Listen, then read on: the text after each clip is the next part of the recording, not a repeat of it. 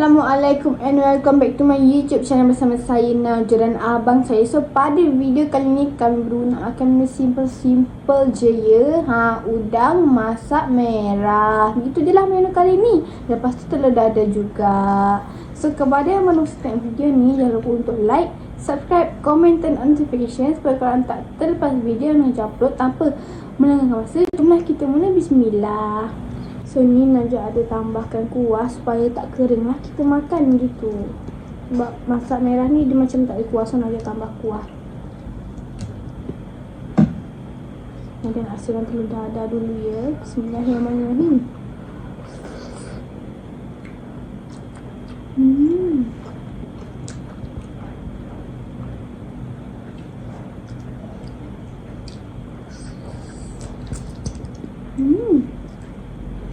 Jadi cukup rasa kurang.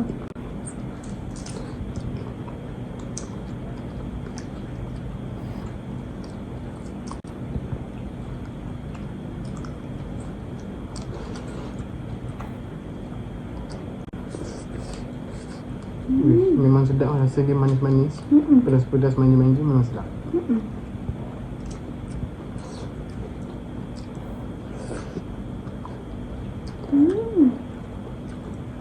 Itu pun sedap gila. Memang ngam dia punya rasa tu. Cukup rasa.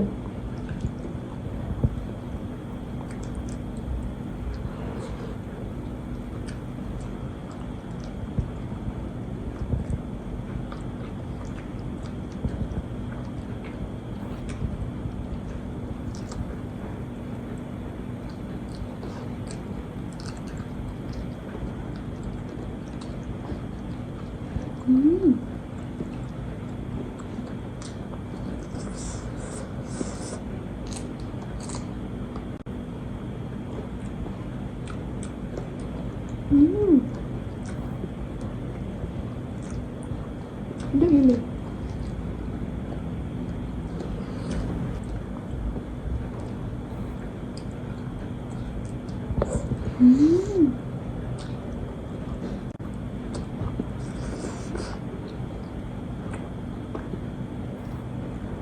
Sumpah sedap gila.